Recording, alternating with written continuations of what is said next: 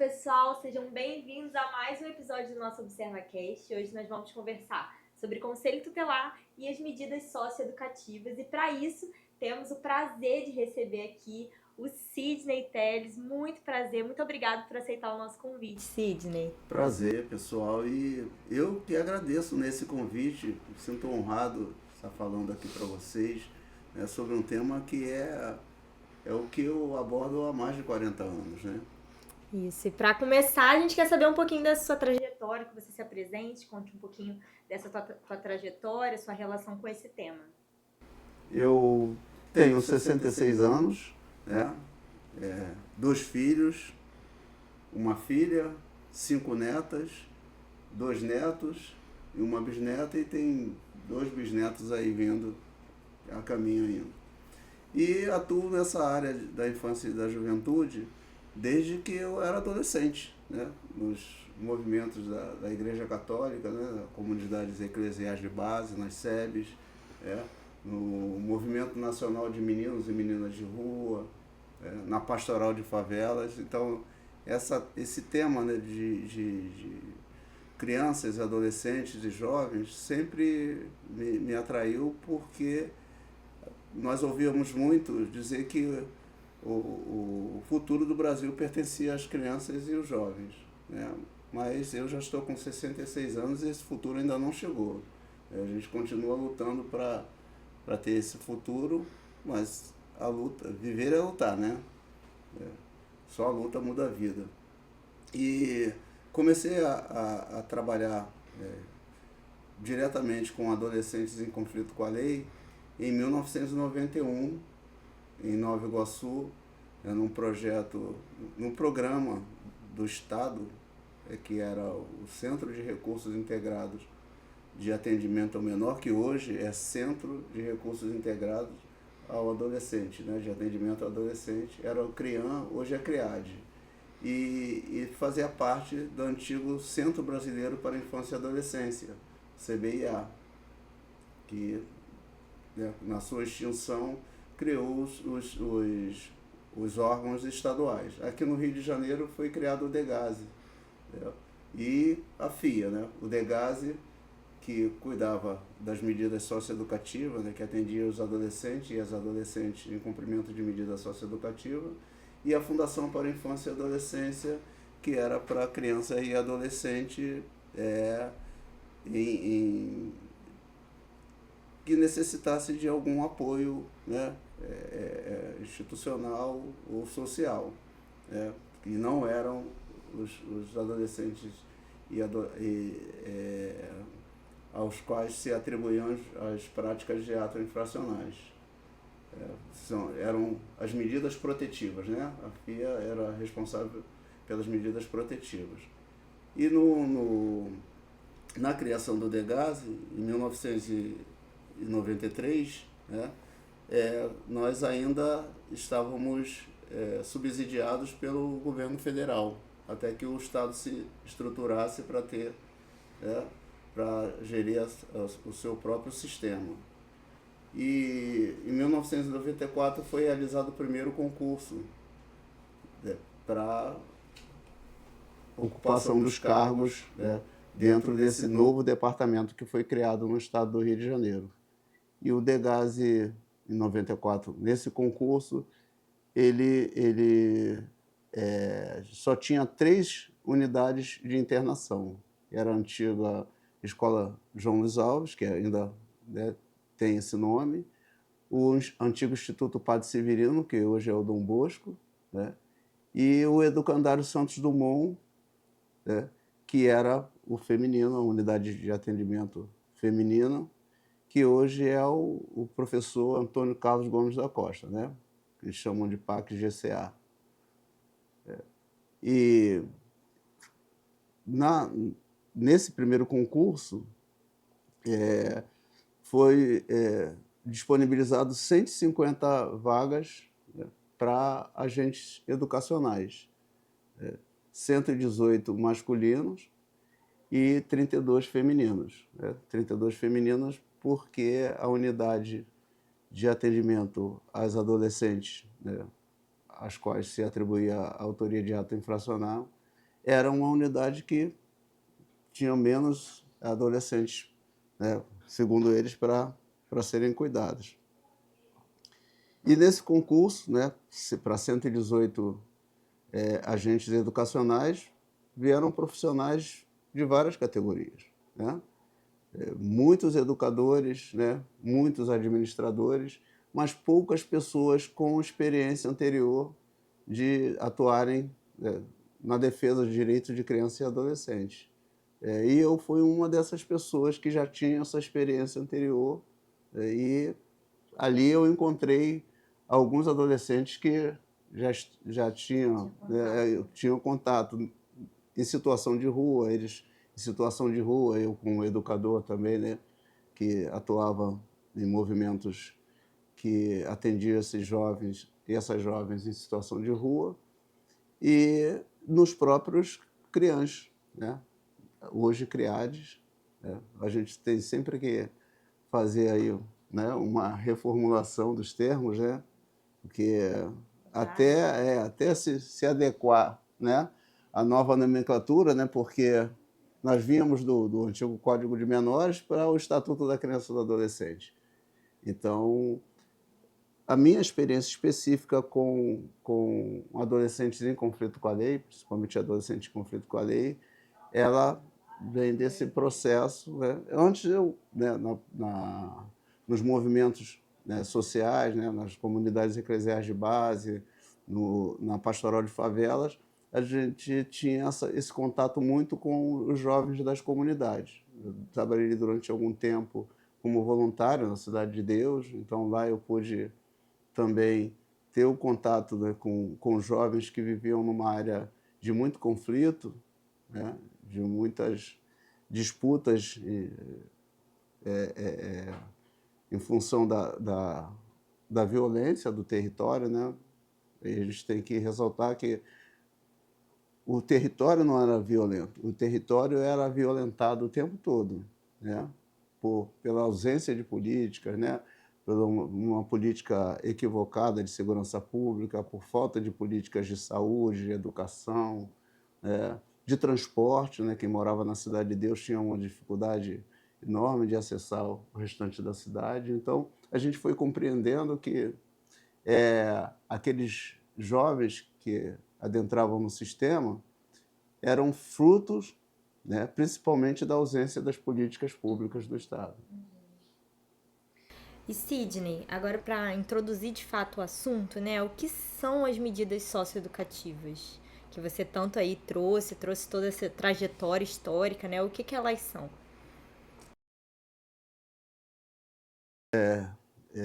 Dividir em duas partes, né? O que são as medidas socioeducativas e o que deveriam ser as medidas socioeducativas. Interessante. Porque o que são as medidas socioeducativas hoje, né? O que elas hoje representam é um retrocesso no que propôs o Estatuto da Criança e do Adolescente. Se pararmos para analisar tudo que ocorreu de 1990 para cá, né, nós vivemos momentos, né, anteriores a 1990, né, quando nós fomos às ruas, né, para propor as emendas populares à Constituinte, né, a partir de 1986,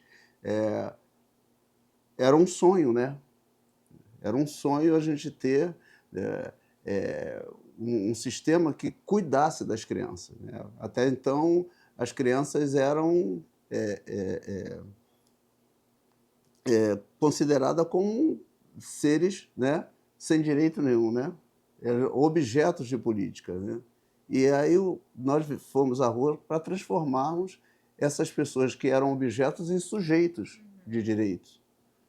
E aí, quando vem o Estatuto da Criança e do Adolescente, que para nós foi uma conquista muito significativa, a luta começava, né?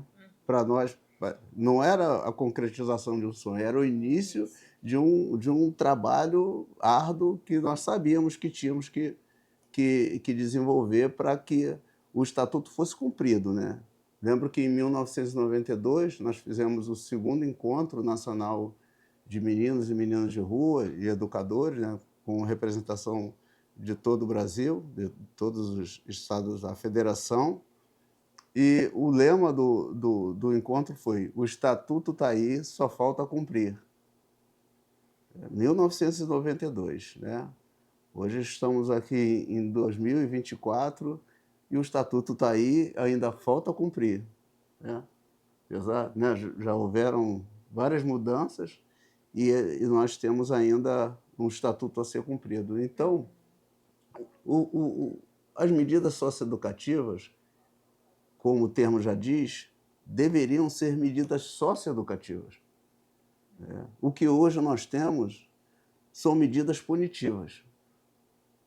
Nós não temos medidas socioeducativas. Nós não temos em nenhuma unidade da federação a implantação real das medidas socioeducativas. Porque quando o jovem, a jovem, eles são apreendidos pela prática do ato infracional, o sistema, né, quando eles vão para as unidades de internação, principalmente para as unidades de internação, a primeira preocupação deveria ser a reflexão sobre o ato infracional. E tudo que o jovem não tem é a oportunidade de refletir sobre o ato que ele praticou. As medidas socioeducativas, elas estão elencadas lá, né, como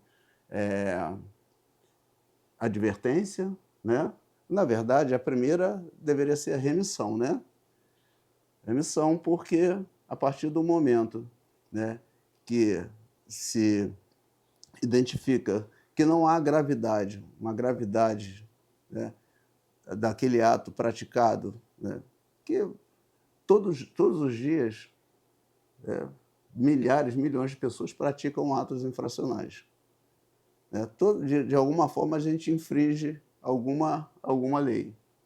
Quem de nós não foi um infrator em algum momento de sua vida? Quem estiver livre desse pecado que atira a primeira pedra.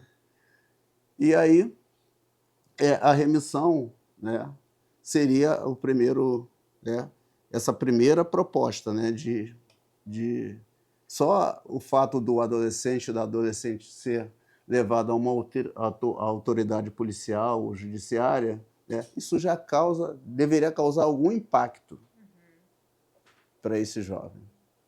A advertência, né, ela é a segunda medida, né? A advertência, que ela tem um efeito muito interessante, muito importante, porque quem é pai, né, quem é educador, sabe, né, que a advertência ela é algo que surte um efeito, desde que o advertido saiba por que está sendo advertido, desde que ele compreenda, né, o significado daquela advertência, qual o efeito que ela pode ter, né, para a sua reflexão. Porque a gente tem que sempre voltar à questão da reflexão do ato. Se a gente não conseguir refletir sobre o ato, a gente não tem nenhuma possibilidade de mudança, né, ou de redirecionar nosso comportamento. Advertência, né? Depois vem a obrigação de reparar o dano. Obrigação de reparar o dano. Se você causou algum dano a alguém, um dano material, nada mais justo do que você, né, faça a reparação do dano. E a participação, principalmente a participação do adolescente naquela reparação daquele dano. Porque também não adianta o pai, a mãe ou algum responsável, né, ser obrigado a reparar o dano se o adolescente também não participa e não reflete sobre o dano que ele causou. Olha só, a reflexão ela é fundamental em todos os momentos do processo. Aí vem a liberdade assistida. Hoje, o que nós ouvimos da liberdade assistida? Liberdade assistida. Eu tenho que ir lá assinar. Né? O adolescente já vou lá assinar. Né? A liberdade, essas três medidas, né? Essas duas medidas né, de reparar o dano e da liberdade assistida, elas são, né, de responsabilidade do município, né? São as políticas municipais, né, que estão contempladas ali nas medidas socioeducativas. Então, preparar, em primeiro lugar, preparar os profissionais para lidarem com essa temática. Porque é comum o adolescente chegar no equipamento municipal, né, para cumprimento da prestação de serviço à comunidade, né, ou da liberdade assistida, ele deparar com um profissional que está totalmente despreparado para a execução dessa medida. E a primeira coisa que o profissional quer é se ver livre daquele adolescente. Ali se dá também, tem que se dar o processo de construção, né, de uma nova atitude daquele adolescente. Mas, para isso, ele tem que ter aquele amparo, aquela assistência dos profissionais capacitados para isso, né? Um assistente social, psicólogo, pedagogo, terapeuta ocupacional, né? Todo, né, esse conjunto de profissionais, né, que deveriam atuar nesse campo. Aí, vamos agora para as medidas restritivas de liberdade, que são a semiliberdade e a internação. Aí, essas medidas, aqui no Rio de Janeiro, são responsabilidade do Estado, né? Aí nós temos aqui no Estado do Rio de Janeiro o Departamento Geral de Ações Socioeducativas, né, o DEGASE, que tem as unidades de semiliberdade, que são os CREADES, os antigos CREANs, né, que hoje são os CREADES, e as unidades de internação, a internação provisória e internação para cumprimento de medida socioeducativa. Hoje, nós temos muito mais unidades do que tínhamos no passado, né? Porque hoje ainda temos as unidades que estão descentralizadas, né? Em Campos, né? Em Volta Redonda, né? Aqui no Rio de Janeiro nós temos, na capital, né? Nós temos na Ilha do Governador Dom Bosco, né? Que é a unidade de internação provisória, a Escola João Luiz Alves, que é para internação em cumprimento de medida, né, socioeducativa já. Desculpa te interromper, qual a diferença dessa provisória para que é já em cumprimento? Então, eu acho que eu pulei essa parte também, né? Quando o adolescente é apreendido, né, né, o juiz determina que ele vai para uma internação provisória, até ser analisado o processo dele, ele tem o prazo de 45 dias, né? O prazo da internação provisória, o prazo legal da internação provisória são 45 dias. Isso não quer dizer que o jovem tenha que ficar 45 dias aguardando, né, a medida a ser aplicada a ele. Pode ser, né, em 5 dias, 10 dias, 15 dias, mas em alguns períodos, hoje eu acredito que esse prazo tem sido cumprido, né, do máximo 45 dias. Mas nós vivemos períodos aqui no sistema socioeducativo no Rio de Janeiro que essa medida, que esse tempo era extrapolado, né, de 60, 90, 120 dias, né, 3, 4 meses, sem a aplicação da medida, né? Mas hoje a gente tem, assim, nessa parte, né, um sistema que funciona, né? Então, a medida, a internação provisória é justamente isso, né?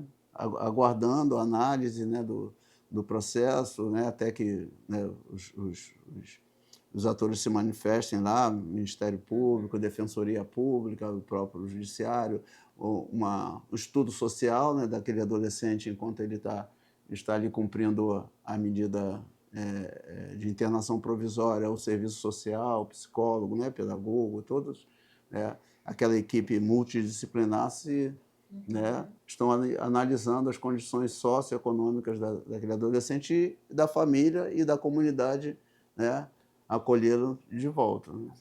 Esse, né, deveria e deve ser, né, o caminho para essa, né, medida de internação provisória.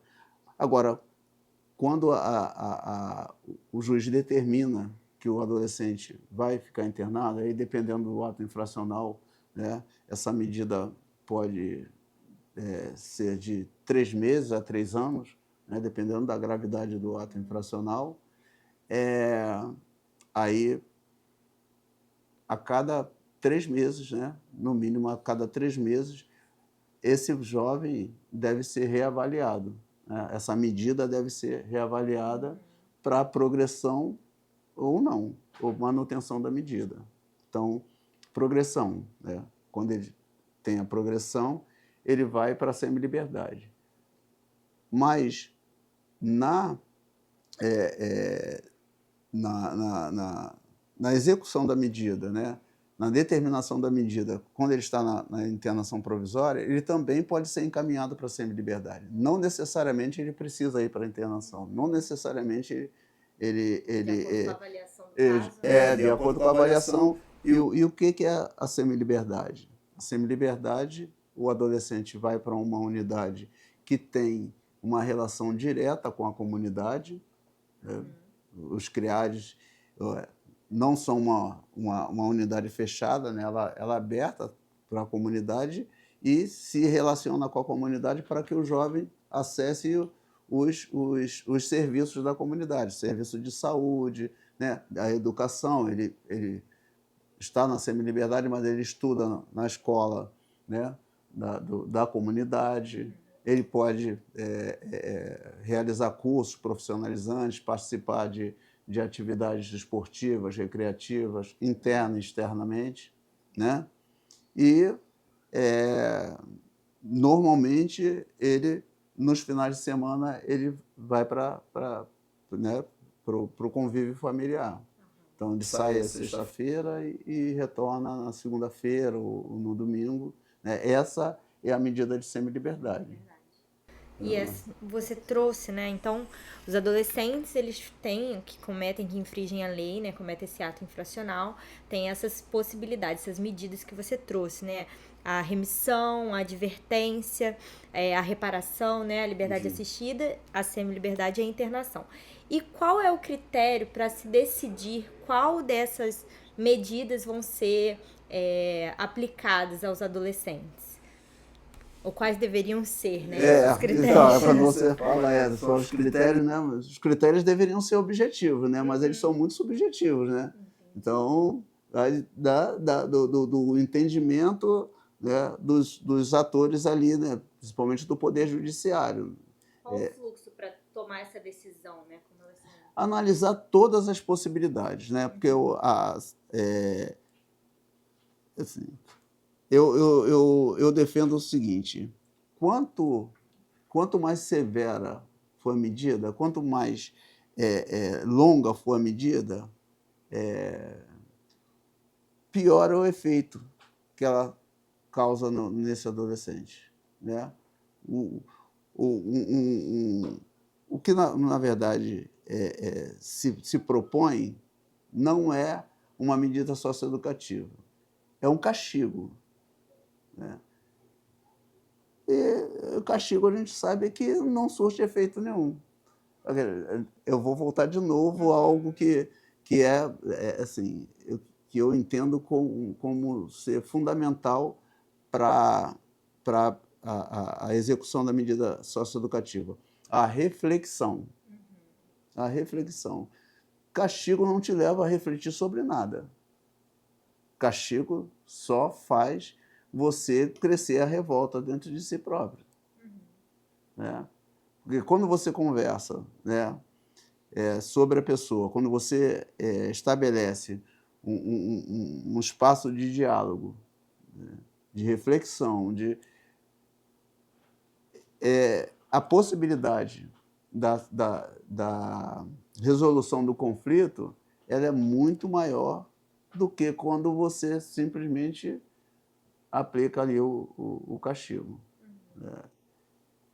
Eu vou te dar um exemplo. Eu fui durante 3 anos diretor da Escola João Luiz Alves, lá na Ilha do Governador. Depois fui diretor-geral do Degase também. No período que eu fui diretor da Escola João Luiz Alves, a equipe, né, claro que tinha uma equipe, né, até hoje, considero uma equipe maravilhosa, porque nenhum diretor constrói nada se não tiver de acordo com a equipe. Se a equipe não entender e se o diretor também não entendeu, né, o objetivo daquela equipe, né, o trabalho daquela equipe, respeitar, principalmente respeitar os profissionais que estão atuando ali, porque eu era um diretor, um agente educacional, né, um educador que, né, foi nomeado diretor, mas os profissionais, né, os especialistas daquela área, né, cada um na sua área, no serviço social, na pedagogia, na psicologia, na psiquiatria, né, na medicina, né, porque era muito, né, na fonoaudiologia, todos aqueles profissionais, eles que eram especialistas. Eu era uma pessoa que tinha, né, a missão, a função de harmonizar aqueles trabalhos ali, fazer com que todos, né, trabalhassem com o objetivo comum, né, de fazer com que aquele jovem ou aquela jovem, né, saísse dali melhor do que eles entraram, ou pelo menos refletindo sobre né, a prática do ato infracional dele, porque a escolha, no final das contas, né, acaba, né, muitas vezes sendo dele. Não estou falando que necessariamente seriam deles, porque tem outros fatores que estão ali concorrendo para que o adolescente ou a adolescente chegue àquela situação. Mas, assim, é fundamental, né? É fundamental, primeiro, que a gente tivesse essa escuta, que a gente tenha essa escuta. Aí você perguntou né, quais são os critérios, né, que esses profissionais, né, que seriam usados. Primeiro, a escuta, que dificilmente a família e o adolescente são ouvidos numa audiência. Infelizmente, a audiência já vem pronta, né? Infelizmente, a medida socioeducativa ela já vem pronta e ela é, olha só o termo, aplicada. É como se fosse uma injeção, uma vacina. Pum, pum, aplicou, você vai lá e aceita, né? Que, segundo eles, parece que dói menos. Não, dói muito mais. Então, assim, o sistema de justiça, né, ele tem que estabelecer, é fundamental que se estabeleça uma escuta. Hoje temos várias iniciativas, né, no sentido de a justiça restaurativa, né, tem várias iniciativas que tentam humanizar esse sistema. Mas a gente ainda está muito longe da humanização desse sistema. Porque a humanização ela passa necessariamente pela escuta. Né? E aí os profissionais têm que estar muito preparados para essa escuta. Assim, é uma construção permanente. Algo que a gente trabalhava muito lá na Escola João Luiz Alves, assim, todo adolescente que ingressava na unidade, ele era recepcionado por alguém da direção, ou por mim, que era o diretor, ou pelo subdiretor, né? E sempre por uma pessoa da equipe técnica.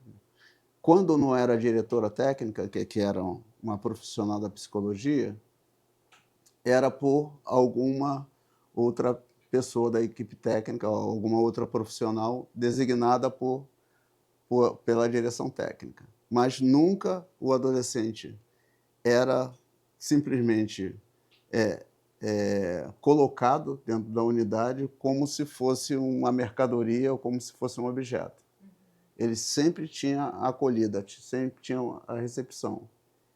E era algo que eu sempre falava com os adolescentes, o seguinte: todas as vezes que eu quiser saber de você, algo de você, eu vou perguntar a você.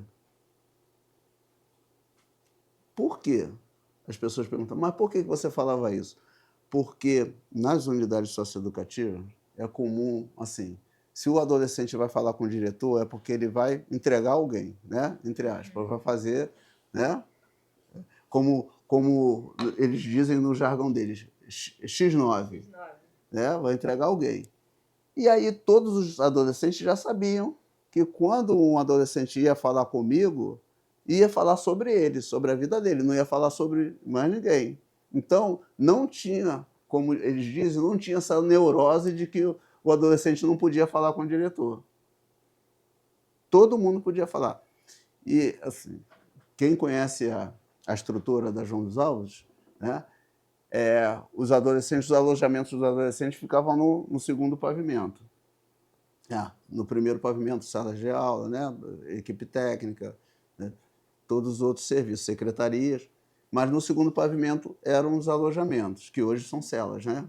Naquela época a gente, né, pretendia no mínimo que aquilo fosse um alojamento para 5 adolescentes. Hoje, os banheiros eram coletivos, mas num outro espaço, né? Hoje eles têm o banheiro dentro da cela, quer dizer, por quanto menos, né, eles circularem dentro da unidade. Infelizmente, isso foi algo que foi um retrocesso muito grande, né? E aí eu passava no pátio, né, e perguntava os adolescentes, né, quem quer falar comigo? Eu sempre tinha alguém que queria falar alguma coisa, tá bom, depois eu chamo. E sempre pelo nome, né, porque quando eles chegavam no sistema, eles recebiam um número. E tinha, né, funcionários que não conseguiam gravar, porque a escola João dos Alves era dividida por módulos, né? Cada módulo com capacidade para 30 adolescentes, mas tinha períodos que tinha mais de 30, né? E aí, né, tinha que acomodar, né, em colchonete no chão. Mas a gente procurava manter sempre dentro da capacidade dos 120, 30 por módulo. E aí, em cada módulo, tinha, né, a relação dos adolescentes, cada módulo tinha uma equipe minimamente de 4 educadores, né, e uma equipe multidisciplinar, com um assistente social, um psicólogo, um pedagogo, para cada módulo. Eram 4 módulos, A, B, C e D. E 4 agentes que trabalhavam, né, 4 educadores que trabalhavam, né, com aqueles 30 adolescentes, né, meses e meses, dias, semanas e semanas. Alguns não conseguiam gravar o nome dos adolescentes. Não conseguia? Não queria. Queria ter nenhuma relação, né? Então, os adolescentes chamavam os agentes de seu funcionário, né? E os agentes chamavam os adolescentes pelo número, ou então pelo apelido, de acordo com a comunidade que ele, né, era oriundo. Eu nunca chamava os adolescentes pelo apelido e nunca chamava os adolescentes pelo nome. Falei, poxa, eu, diretor, consigo gravar 100 e poucos nomes aqui, vocês não conseguem gravar 30? Eu com um montão de outras coisas na cabeça para fazer. Mas era isso, né? Porque aqueles adolescentes eram responsabilidade minha, né? Teve um período que os adolescentes começaram a ficar muito agitados, e aí a gente foi percebendo uma mudança de comportamento, e um dia um dos adolescentes falou, seu Sidney, papo reto, o que aconteceu? Quando o senhor vai embora, tem uma galera aí que fica dizendo que agora é com eles. O diretor foi embora, quem manda aqui é... Tudo bem. Posso fazer o quê? né? Não posso ficar dormindo todo dia aqui, né? Tenho minha família também, né? Tenho que ir embora para casa, uma hora eu tenho que ir embora para casa. Aí convoquei todo mundo para uma reunião no sábado. Aí, né, quem estava saindo ficava, né? Quem chegou estava bem, mas quem estava de folga teve que vir. E aí, reunidos todos os funcionários, eu falei o seguinte, assim mesmo, não confie nessa minha cara de bobo. Não confie na minha cara de bobo, porque não conheço nenhum bobo diretor de unidade. Eu tenho mais tempo de trabalho do que muitos de vocês têm de vida.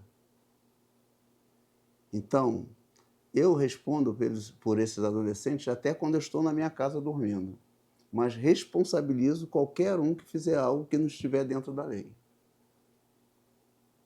Quem quiser trabalhar comigo assim, pode continuar. Quem não quiser, é só pedir para sair. Tem várias unidades aí, pode. É só arrumar alguém para vir para cá, porque tem gente querendo vir para cá também. E aí, né, as coisas vão mudando. Porque de vez em quando você tem que, né, dar um freio de arrumação, né, para o pessoal sentir que não é assim, né? As pessoas, as pessoas perguntavam assim, mas por que você é o diretor daqui? Até quando você vai ser diretor? Até quando nos permitirem, né? Porque também, assim, tem outros fatores que concorrem para que você permaneça ou não. E naquele momento, mesmo com algum problema, né, a nossa unidade era a unidade modelo do sistema socioeducativo aqui no Rio de Janeiro. Nós, na época, né, a nossa equipe, o nosso trabalho, foi indicado para o Prêmio Socioeducando da Unicef, pelo cumprimento das medidas socioeducativas, por estar mais próximo do cumprimento das medidas socioeducativas. Claro que não era perfeito, porque a perfeição seria a extinção. Né? Nesse sistema, a perfeição é a extinção.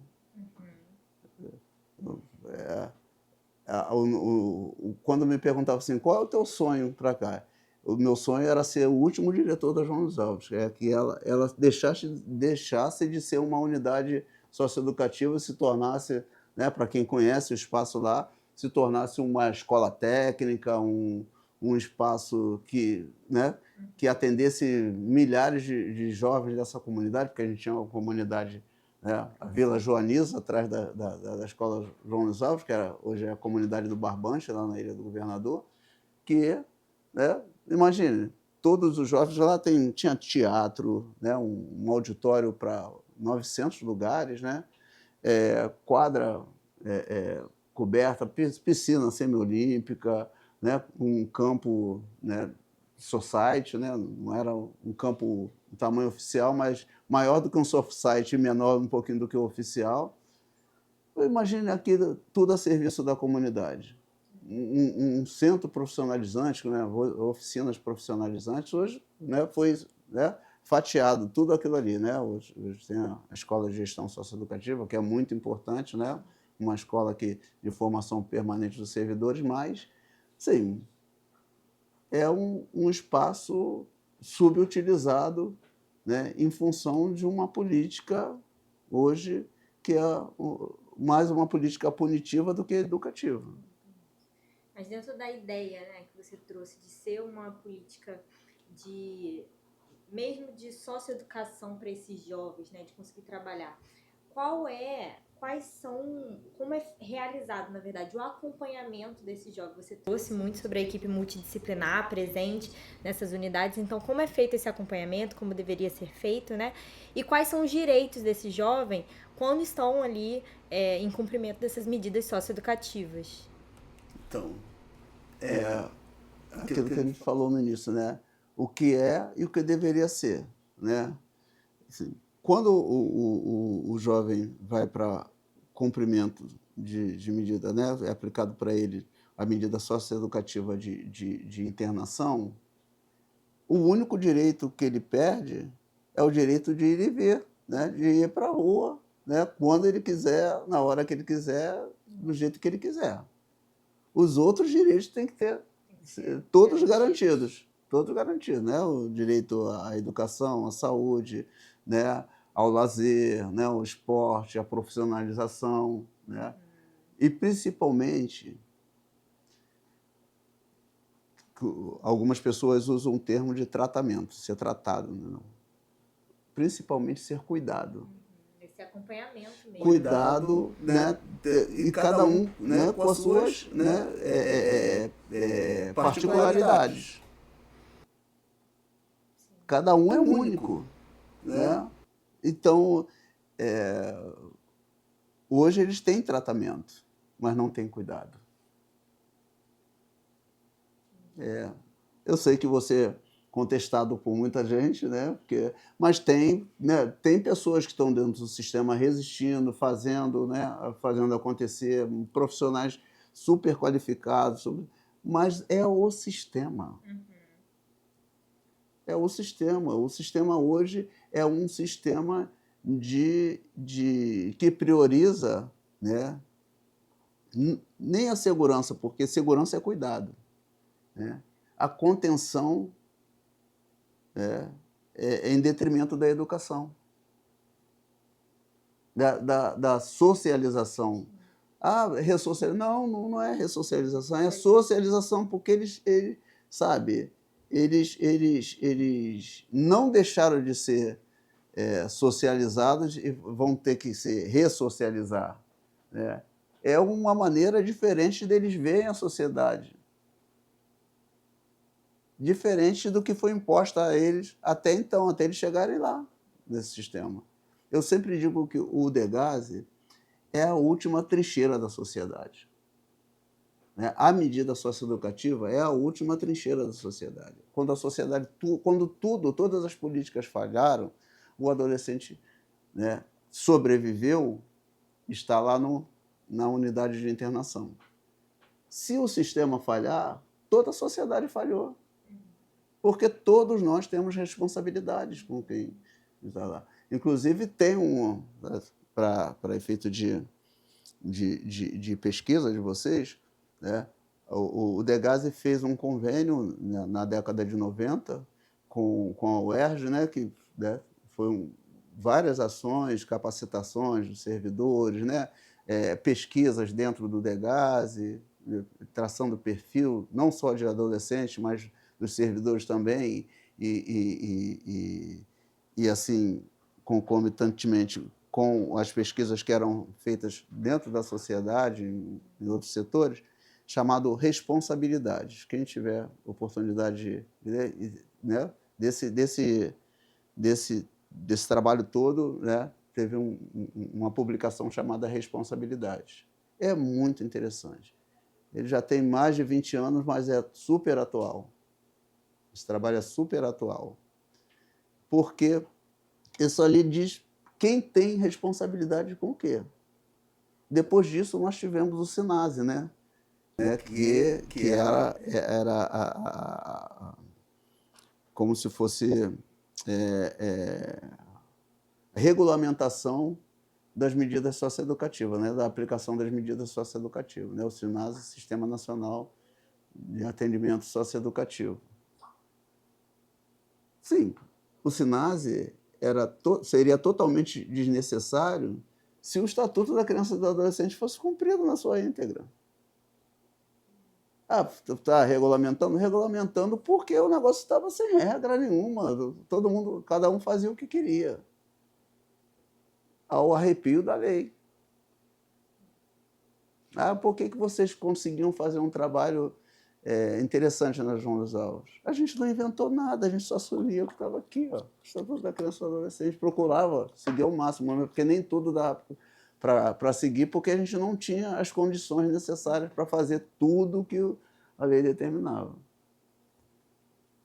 A gente ouve de muitas pessoas, principalmente aquelas pessoas, né, e as instituições que foram, né, à rua, né, se colocaram, né, à disposição da sociedade, atuaram, batalharam, né, agitaram para que essa lei fosse elaborada e promulgada. Quem sobrevive hoje, sim, tem assim, uma frustração muito grande. uma frustração muito grande, porque realmente aquilo que seria, né, algo que mudaria toda a sociedade é a lei mais avançada que a gente tem. O Estatuto da Criança e do Adolescente, né, foi a regulamentação da lei mais avançada que a gente tem. O pessoal não, mas o Brasil é muito atrasado para ter uma lei tão avançada. O Brasil que avance para alcançar a lei. A sociedade que avance para alcançar a lei. Porque em outros lugares não tem o Estatuto da Criança e do Adolescente. Pô, o país que precisa de uma lei para dizer que criança é prioridade, ele está muito longe de ser um país civilizado. Está bem distante de ser um país civilizado. Então, assim, o Estatuto da Criança e do Adolescente veio para dizer para a gente, olha só, se a gente fizer minimamente isso, a gente pode um dia se tornar um país civilizado. Você trouxe muito essa questão, né, daquilo que o Estatuto traz e a ineficácia mesmo da aplicação desse Estatuto dentro das medidas socioeducativas, né, que não cumprem esse papel de educação, de ressocialização, de socialização, como você colocou, desses adolescentes. E tem algum meio de se acompanhar e avaliar a eficácia dessas medidas? Existe algum canal hoje que faz esse processo de pensar como tem sido feito e reavaliar esse processo? Hoje a gente está num processo muito cruel, né, de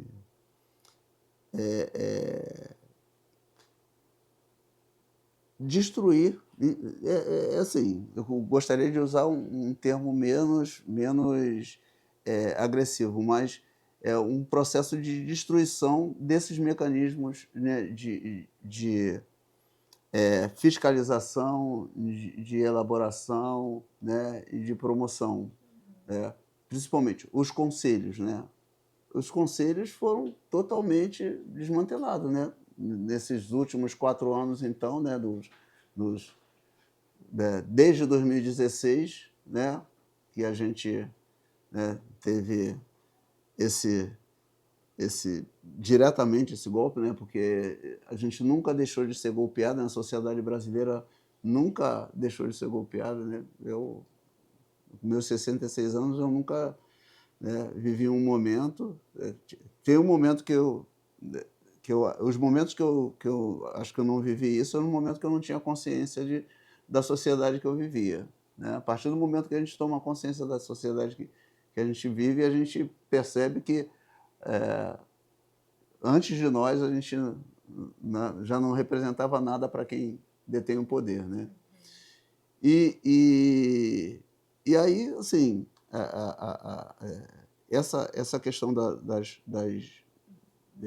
desmonte, né, dessas políticas, né, que foram conquistadas com muito sangue, suor e lágrimas, né, a implementação dos conselhos, né, dos conselhos de direitos, né, dos conselhos.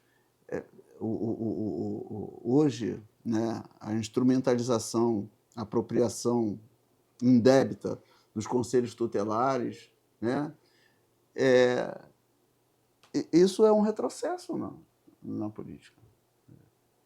Isso, assim, as pessoas, no início desse processo, em 1990, né, ainda na década de 90,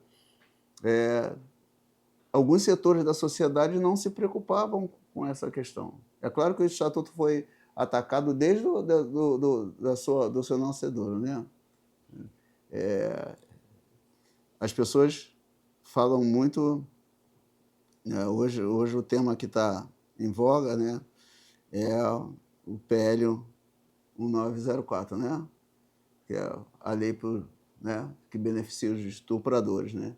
Mas o Estatuto da Criança e do Adolescente, se vocês me permitem, é uma criança vítima de estupro desde o seu nascedouro. Desde que da promulgação do Estatuto da Criança e do Adolescente, tem um grupo sistematicamente, né, empenhado na não implementação dessa lei. Redução da maioridade penal. De vez em quando vem à tona, né? Esse ataque. Não, basta ter um jovem, um adolescente envolvido em um ato de repercussão, de grande repercussão, aí vem o ataque, nem que reduzir a maioridade penal. E aí a gente não consegue avançar porque toda hora a gente tem que estar na defensiva, né? Quando a gente poderia estar avançando nas políticas, quando nós poderíamos estar avançando na promoção desses direitos, né, de todo esse processo, a gente tem que estar sempre se defendendo. Sim. Né? A gente tem que estar sempre se escondendo atrás de uma parede para a gente não ser vítima de uma bala perdida. A gente tem que estar sempre se jogando no chão, né? Jogando nossos rostos ralados aí, porque a gente está sempre na defensiva, porque, assim, o ataque é muito grande e assim, o ataque maior, né, parece que as crianças são os problemas, né? E principalmente as crianças pobres, negras, periféricas, né, faveladas, elas são o problema da sociedade. E nós sabemos que elas são a solução. Todos nós sabemos que são a solução, né? Nós temos aí, né, são exceções à regra porque muitos, né, as vidas são ceifadas, né,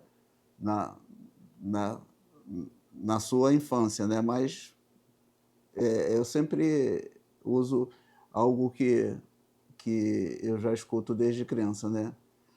Todo dia nós matamos um cientista, todo dia nós matamos né, um intelectual, todo dia nós matamos um médico, um advogado, um engenheiro, né? A gente vai para a favela todo dia, né?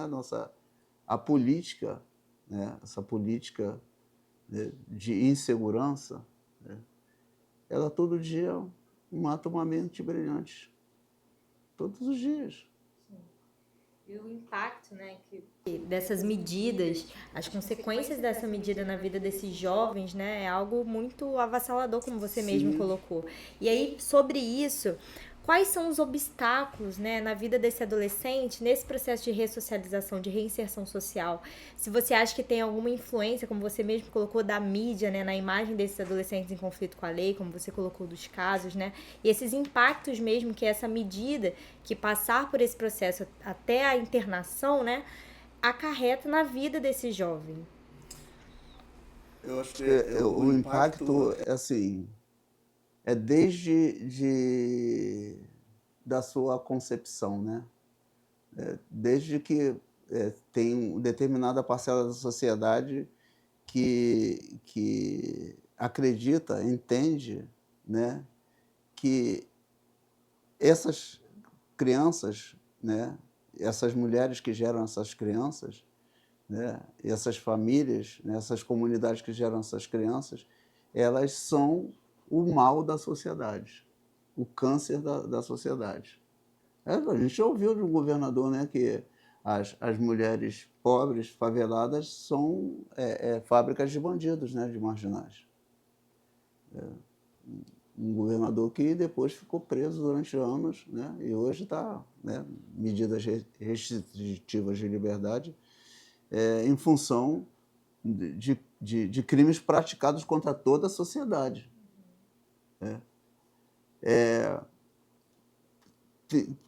Eu vivi uma experiência, assim, duas experiências, mas essa primeira experiência que eu vivi no Degase, eu não era diretor ainda de unidade.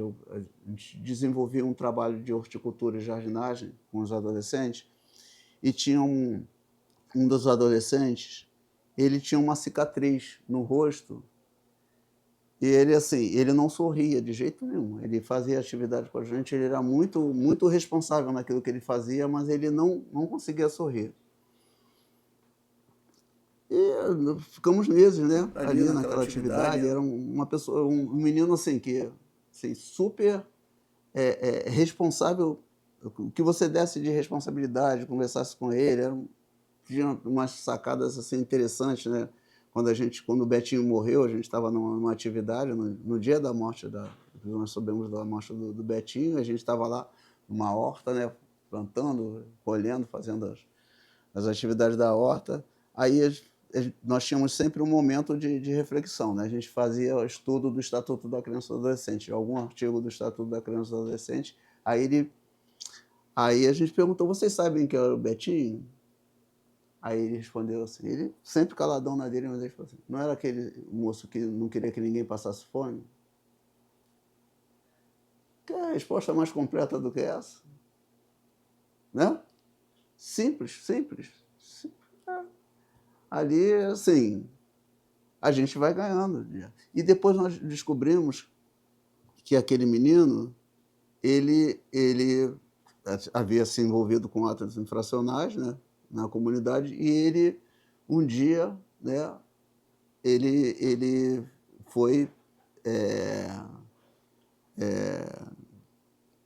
pego lá pelo o chefe lá da criminalidade da comunidade dele, e aí ele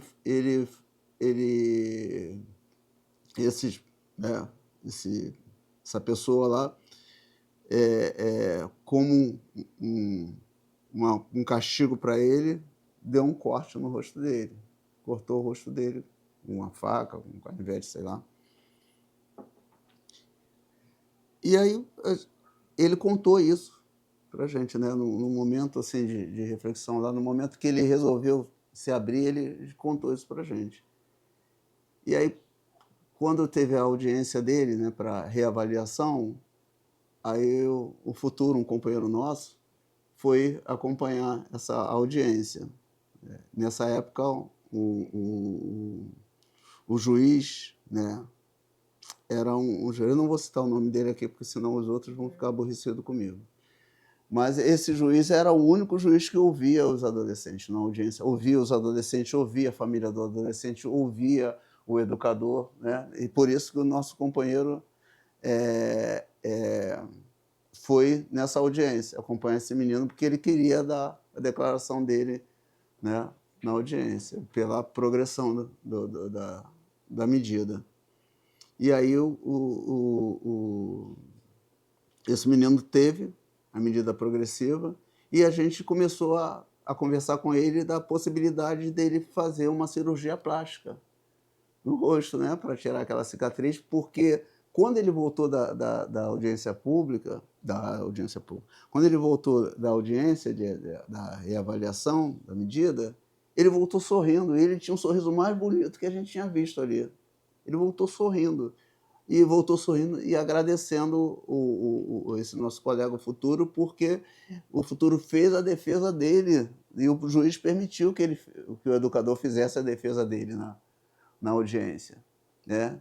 Aí a gente ficou pensando, né? Pô, vamos correr atrás, vamos lá na Santa Casa de Misericórdia, na época o doutor Ivo Pitanguinho ainda era vivo, né? A gente vamos tentar articular para ele fazer a cirurgia.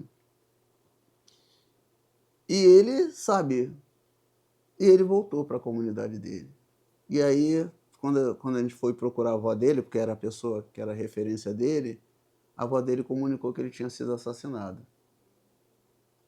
A gente escreveu, a gente tem um texto, né, que a gente chama de Plantando uma Esperança, que a gente escreveu sobre esse menino. A gente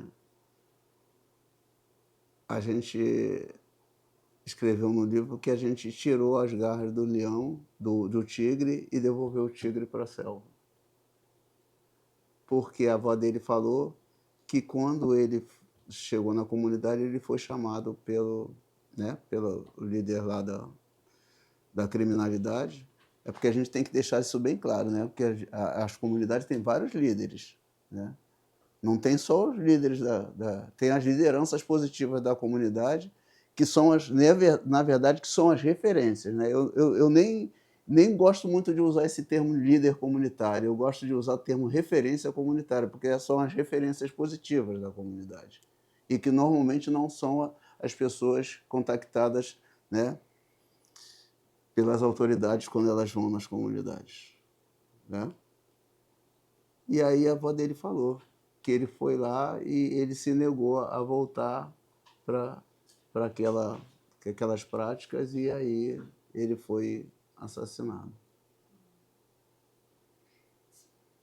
Isso até me emociona, porque quando você vive, né, quando você sabe que é possível, né, ter uma outra, né, a pessoa construir uma outra história, né, é, fazer um outro movimento que não seja aquele que espera da gente, né?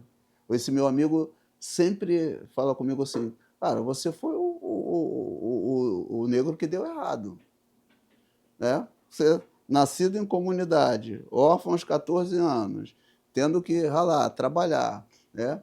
Passar em concurso público e ser cortado do concurso. Eu fui, né? Fiz concurso para a Escola Preparatória de Cadetes da Aeronáutica, passei, né? Fui aprovado entre os 20 primeiros colocados e meu nome simplesmente foi cortado da lista de embarque. Eu com 15, né, 15 anos, o que eu vou dizer? Né? Negro, pobre, favelado, pai pedreiro, né, órfão de mãe, e vou lá dizer que nem sabia que tinha sido discriminado, nem sabia que tinha sido vítima de racismo, de todos os tipos de violações.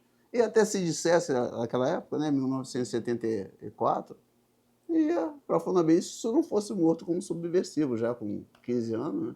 Já tinha condições de ser considerado um subversivo, né? Um terrorista, né? Que falando mal do Estado, dizendo que foi, né, que houve fraude num concurso público da Força Armada, das Forças Armadas. Né? Então, assim, ele falava assim, pô, tu deu todo errado, né? Te deram a lixeira, né? Deram a lixeira para você aí, quando a gente pensou em fazer a horta, o lugar que tinha era a lixeira. A gente transformou a lixeira no melhor lugar da unidade.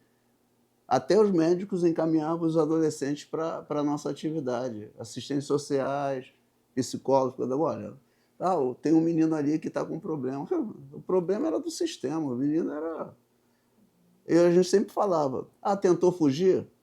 Todas as vezes, até quando eu era diretor da unidade, não tinha penalidade para quem tentasse fugir. Não tinha penalidade. Por que não tinha penalidade? Tentar fugir é sinal de sanidade.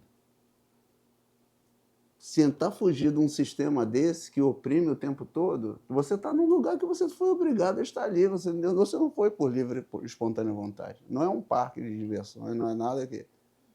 É um lugar que você foi obrigado e de repente está sendo obrigado, né? A sua trajetória está sendo traçada desde que você nasceu, ou desde que sua mãe nasceu, desde que sua avó nasceu. A gente, às vezes, nos nossos estudos de caso, nas nossas reflexões, com a equipe técnica, a gente ficava pensando assim, poxa, nós chegamos 3 gerações. Quando a gente via a avó do menino, a gente chega, pô, nós chegamos 3 gerações atrasadas desse menino. 3 gerações atrasadas. Porque, às vezes, o adolescente estava lá internado conosco, o pai dele estava preso ou morto, a mãe dele também estava presa. Quantas vezes a gente foi levar adolescentes para visitar a mãe na penitenciária? Tinha um menino lá que estava com 15 anos, internado lá conosco, a mãe dele estava presa há 10 anos. Esse menino foi separado da mãe dele aos 5 anos de idade. Então, assim, primeiro a gente tem que pensar na humanização das pessoas que trabalham no sistema socioeducativo. Em qualquer lugar. Em qualquer lugar. Se você vai trabalhar na saúde, se você não tem empatia, se você não tem o senso de humanidade, né? Aquele sentido de que você... Aquela pessoa que está ali é uma extensão da tua comunidade, da tua família, né? das pessoas que elas necessitam do seu cuidado. Tem uma outra questão também. Quando eu fui diretor da João Luiz Alves, eu consegui, junto à direção geral, na época, a mudança da escala dos agentes educacionais. né, dos educadores. Né? Por quê? A nossa escala, e essa escala que eu trabalhei também enquanto educador durante muitos anos, era 24 por 72. Né? Você trabalhava 24 horas e ficava, né, trabalhava um dia, né, 24 horas. Na verdade, você trabalhava 2 dias, porque você pegava 7 horas da manhã de um dia e ia até 7 horas da manhã do outro dia. Então, você, né, juntava 2 dias num dia só. Trabalhava mais horas num dia, né, 14 horas num dia e 7 horas... Não, peraí, deixa eu começar a fazer as contas. 8 horas, né? 7 horas num dia e 15 horas no outro dia, né? E aí, eu argumentando, né, com a pessoa lá da direção geral, era um consultor que foi lá para tentar, né, otimizar o trabalho, ver de que forma o trabalho poderia melhorar. Eu falei, olha, o trabalho na Escola João dos Alves está próximo de ser um trabalho muito bom. É bom, pode estar próximo de ser muito bom. Mas para que ele seja muito bom, a gente precisa fazer algumas mudanças. Por exemplo, o horário de trabalho dos agentes educacionais, das pessoas que ficam diretamente com os adolescentes o tempo todo. Né?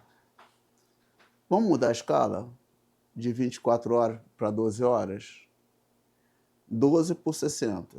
Ah, mas por que 12 por 60? Porque 12 por 60 é a escala da enfermagem, de quem cuida das pessoas. Né? Tinha né, bastante enfermeira na minha família, né, auxílio técnico de enfermagem. Tem pessoas que, se ela tinha um emprego que pagava bem a ela, não precisava arrumar outro emprego, mas na maioria das vezes era mal remunerada e aproveitava, né, esses dias de folga para outra atividade. E primeiro, assim, 24 horas a gente não consegue cuidar nem dos nossos filhos, nem da gente mesmo. Você tem que ter no mínimo 8 horas para descansar. Num plantão de 24 horas, o que nós tínhamos, que eles chamavam o galo, a hora do galo, era de meia-noite às 6 da manhã, nós dividíamos as turmas em né, em 2 grupos. Um supostamente descansava de meia-noite às 3 e o outro de 3 às 6, porque 6 horas todo mundo tinha que estar de pé, porque 7 horas era a hora de passar o plantão. 3 horas. Aí a possibilidade de conflito, a possibilidade, né, de violência, com todo tipo de problema, se dava, normalmente as rebeliões se davam depois da meia-noite, né, porque todo mundo já estava estressado, os adolescentes estavam estressados, os funcionários estavam estressados, todo mundo já estava estressado. Aí a gente conseguiu a mudança. Fazer, né, humanizar, né? Não, e o que nós fizemos para isso? Né? Porque tinha que, né, otimizar o trabalho, fazer a composição com o efetivo que tinha. Olha, você, se der para fazer, você vai fazer com o grupo, com o efetivo que você tem. A gente não tem condições de trazer nenhum funcionário para aumentar, porque não vai colocar para você e tirar de outros. Nós fizemos o seguinte: reduzimos consideravelmente o plantão noturno, aqueles que iriam trabalhar à noite, e aumentamos os que iam trabalhar de dia. Quem queria trabalhar no regime de plantão? 12 horas. Tá? Você vai trabalhar 12 horas um dia e vão descansar 2 dias. Quem quer trabalhar como diarista? Porque tinha outros também que interessava, né, ir para casa todo dia, né, almoçar, tomar o café da manhã, jantar em casa todo dia. Então, quem vai trabalhar todo dia vai trabalhar 4 dias na semana, né, o horário expediente normal, de 8 às 5 da tarde. Quem vai trabalhar, né, como plantonista, né, o que aconteceu? Muitos dos companheiros voltaram a estudar, muitos tinham abandonado a faculdade, muitos voltaram a estudar, né? Quem trabalhava de dia estava estudando à noite, quem trabalhava de noite voltou a estudar de dia, ou então tinha uma outra atividade. Mas só podia, e tinha uma regra, quem trabalhava à noite só podia trocar plantão com quem trabalhasse à noite. Quem trabalhasse de dia só podia trocar plantão. Por quê? Porque senão você ia cair de novo naquela questão. A pessoa trabalhava de dia trocava o plantão com quem trabalhava à noite, trabalhava 24 horas. Não, em vez de ficar 3 dias em casa, ficava 5 dias. Né? E a gente voltava para o problema que a gente tinha anteriormente. E nesse plantão de 24/72, o primeiro dia você trabalhava, né? O dia anterior ao trabalho, que eu vivi isso, era uma tensão, dependendo da situação que você deixou a unidade, era uma tensão. Pô, amanhã vou enfrentar aquele inferno de novo, gente. Os moleques quebrando tudo, eu batendo nos garotos de graça. Aí era aquela tensão. Aí vinha o plantão, que era um plantão tenso. No dia seguinte, quem dizia que você conseguia descansar? Você, na verdade, dos 3 dias que seriam os dias de descanso teu, quando muito você conseguia descansar naquele dia intermediário. Quando muito. Isso quando, né, no meu caso, não arrumavam um trabalho para mim em casa. Então era complicado. Né? Então ninguém conseguia. E assim, a forma que a gente tem, primeiro, assim, cuidar de quem cuida, né? Cuidar porque muitas vezes é acreditado no funcionário que está lá no atendimento direto todas as mazelas do sistema. Mas as mazelas começam na audiência, começam na apreensão do adolescente, né? Começa num processo de desumanização dele, né, dentro da sociedade. E o que a gente vive, que é a base disso tudo, né? Que é o racismo mesmo. Sim. A gente não pode deixar de falar no sistema socioeducativo se a gente não falar do racismo. Falando, né, do Estado mesmo, como esse principal, a gente tem tratado isso em vários episódios, como esse principal violador, né, como o principal responsável pela negligência mesmo. E aí aonde entra o conselho tutelar dentro dessa equação, né, a relação desse conselheiro, dessa conselheira, com os adolescentes em situação de conflito com a lei ou até no processo anterior, né, quando se vê que há aí uma possibilidade de que esse adolescente vá, né, entrar em alguma medida socioeducativa, qual é o papel desse conselho tutelar, qual deveria ser o papel desse conselho tutelar para com esse adolescente? Então, o conselho tutelar, para mim, ele tem uma responsabilidade muito grande também, né? Porque o Conselho Tutelar também deveria acompanhar os adolescentes que estão em cumprimento de medida socioeducativa. Fundamental. Era fundamental. Por quê? Porque o Conselho Tutelar que nós queremos, que nós desejamos, que nós almejamos, né, diferente do que muitos conselhos tutelares hoje são, porque a gente sabe que extremistas, né, de todos os campos de religião, da política, estão se apropriando desse espaço, que é o espaço do Conselho Tutelar.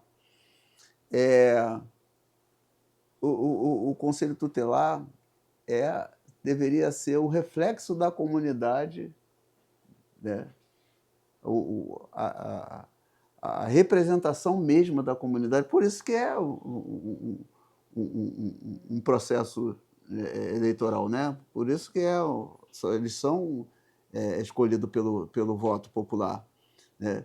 Da representação mais fiel da comunidade na defesa dos direitos de crianças e adolescentes, né? Na garantia mesmo do direito da criança e adolescente. E o adolescente que está em conflito com a lei, o adolescente que está cumprindo medida socioeducativa, ele é, assim, a pessoa mais fragilizada nesse processo. Sim.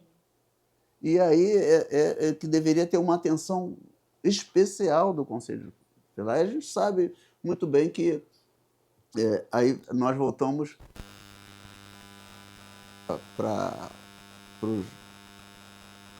as pessoas que decidem sobre as políticas públicas, né? Que são o poder executivo e o poder legislativo, né? Nós sabemos que há, né, uma ação permanente de transformar o espaço do Conselho Tutelar em mais um espaço, né, de promoção de pessoas para alçarem cargos políticos partidários. E um espaço que no passado, né, nos primórdios do Estatuto da Criança e do Adolescente, era um espaço que era totalmente... Assim, a gente tinha que fazer campanha até para os nossos companheiros e companheiras, né? Pô, vamos lá para o Conselho Tutelar, vamos entrar lá no Conselho Tutelar, porque é preciso, você é uma pessoa importante. Hoje, essas pessoas que são importantes, continuam sendo importantes na defesa dos direitos de criança e adolescente, na implementação de políticas, né, de garantia, né, dos direitos de criança e adolescente. Mesmo elas querendo, é muito difícil dessas pessoas entrarem. A gente tem que fazer, né, esforço, né, absurdos para que a gente consiga minimamente, né, entre lá o colegiado, que a gente consiga, pelo menos em alguns colegiados, a gente não consegue colocar um conselheiro progressista. Quando a gente consegue 2 ou 3, quando a gente consegue 3, a gente já ganhou o conselho, a gente pode considerar que ganhou o conselho. Mas nós temos essa experiência agora de que, assim, estão, né, instrumentalizando os conselhos tutelares para interesses que não tem nada a ver com a garantia de direitos de criança e adolescente, né, a defesa dos direitos de criança e adolescente. Esse adolescente, né, em conflito com a lei, como você trouxe, ele tem que ter o Conselho Tutelar, tem que entrar nesse processo de articulação da rede, né, nesse processo de defesa dos direitos, mesmo do acompanhamento, como você colocou, do adolescente durante as medidas, nesse processo de reinserção, o acompanhamento das famílias é um órgão essencial para esses adolescentes, mas que a gente já tem conversado aqui com um desmonte, né, com esse sistema que não pensa nessa criança e nesse adolescente. O próprio Conselho Tutelar, como a gente traz em vários episódios, né, é sucateado, né? Às vezes não tem braço para executar essa função e, como você falou, por vezes é aparelhado ali para poder servir interesses políticos, enfim, e não de fato a garantia do direito da criança e do adolescente. Mas dentro daquilo que ele pode executar, né, como esse meio ali de garantir o direito desse adolescente, se esse adolescente está submetido, está acontecendo alguma violação do seu direito enquanto ele está em cumprimento de medida, qual atitude o conselho pode tomar diante dessa situação? E se ele é acionado nesse processo, em toda a sua experiência aí? Então, durante os 3 anos que eu dirigi a escola João Luiz Alves, eu só tive 2 intervenções do Conselho Tutelar. Uma, e assim, eu considerei muito interessante, porque era algo que a intervenção do Conselho Tutelar é que veio, na verdade, trazer essa informação, porque essa informação estava omitida ali dentro daquele processo todo, né? Porque a gente sabe que o diretor não sabe de tudo que acontece na unidade, então foi uma denúncia que uma responsável fez de uma agressão de um servidor a um adolescente. Então foi interessante a vinda do Conselho Tutelar, porque ela pôde observar que aquilo não era uma prática da unidade, era uma atitude isolada de uma pessoa e que essa pessoa depois foi responsabilizada. Inclusive, né, foi transferida e também teve uma sanção na época, muito leve, mas foi significativa para o conjunto dos servidores, né? Porque era uma medida de prestação a serviço à comunidade, com cesta básica, né? Pagamento de cesta básica, mas já era alguma coisa, né? Melhor que nada.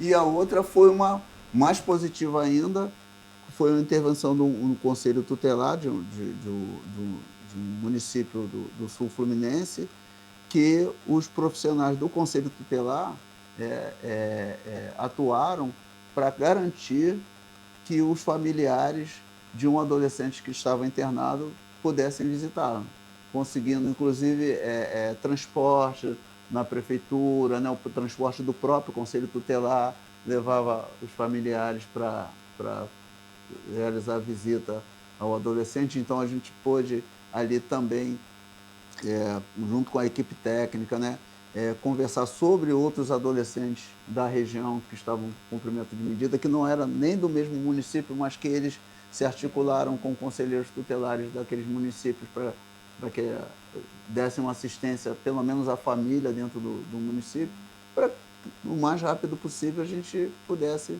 fazer ali o relatório sugerindo a progressão da medida do adolescente. Tinha muitos adolescentes que estavam em cumprimento de medida de internação, que a gente, que a equipe, né, como um todo, considerava assim, se ele saísse da internação para a semi-liberdade, seria um retrocesso, porque o local onde ele iria cumprir a semi-liberdade dele não oferecia a mínima condição de segurança para ele e nem para os familiares. Então, nós sugerimos ao judiciário que a progressão fosse direta para a liberdade assistida. Era raro a gente conseguir, mas em alguns casos a gente conseguiu, né? Ou então que a semi-liberdade dele fosse cumprida em outro lugar que não aquela área de referência da família dele. Eu estou falando dele no caso porque a unidade que eu dirigi era masculina, né? Então, um papel também, como você trouxe, do Conselho Tutelar de fiscalizar, né, também Sim, essas entidades. fundamental. Exatamente, o importante papel dele fazer esse processo de fiscalização, de ver se os direitos desse adolescente estão sendo garantidos, como você colocou, né, em auxiliar nesses processos, né, de progressão e também, eu imagino, né, de caso alguma medida seja aplicada, seja desnecessária ou inadequada, o conselheiro tutelar poder também intervir, né, nesses casos. O conselheiro tutelar, dependendo da atuação dele no território, eu vou dizer com todo o carinho e respeito que eu tenho por todos os parlamentares que estão lá e, né, estão lá pela vontade do povo, eles são muito mais importantes do que os vereadores. Né? Porque, assim, tem conselheiro tutelar que realmente ele se entrega àquela missão, né, que ele está desempenhando ali.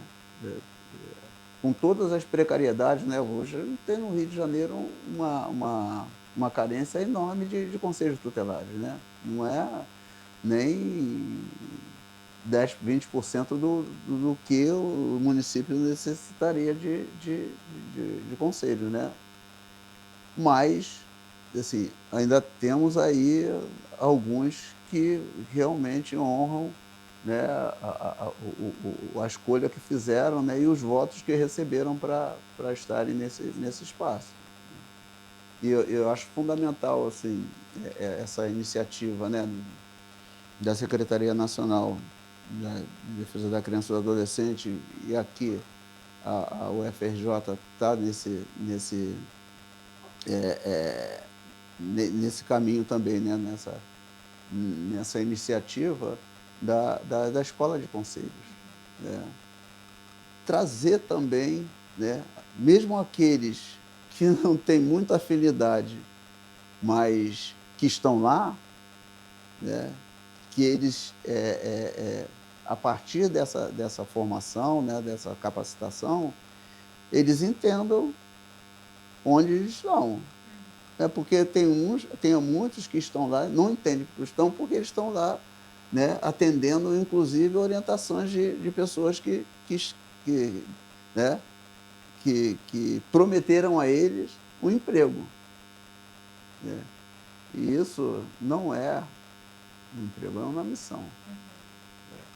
É um serviço público, né? É um servidor público que está ali para prestar um serviço ao público, não para se servir do público. Né? Então, é fundamental que nós tenhamos iniciativas como essa também, né? Porque antes era uma responsabilidade das organizações não governamentais, né? Por exemplo, o SEDECA, né?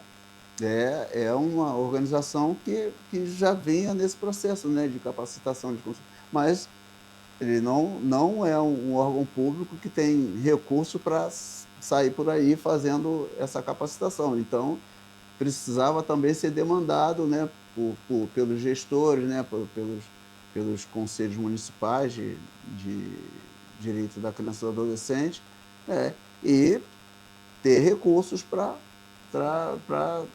realizar essa ação. Então, assim, é, é, nós temos muitos projetos e poucos programas, né?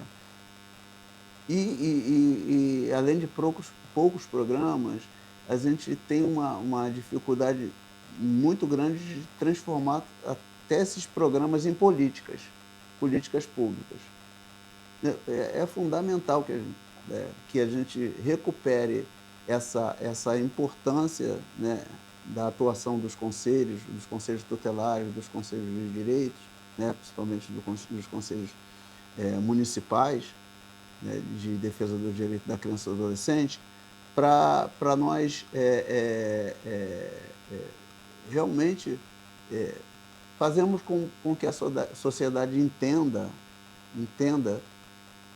que não há possibilidade nenhuma de nós termos uma vida digna se não pensarmos primeiro na dignidade da criança e do adolescente.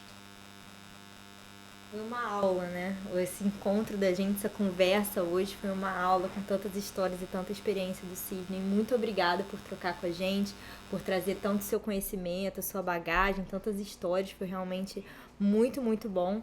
E agora um espaço para você dar a sua palavra final, o que você quiser falar com o nosso público. Então, eu primeiro gostaria de agradecer, né, a escola, né, de serviço social aqui da UFRJ, agradecer o convite e dizer que, assim, me emociona muito falar de que tem saída, né, tem espaço para a gente fazer com que a criança e o adolescente realmente tenham uma vida digna nesse país, né? Porque vida digna para criança e adolescente é vida digna para toda a sociedade.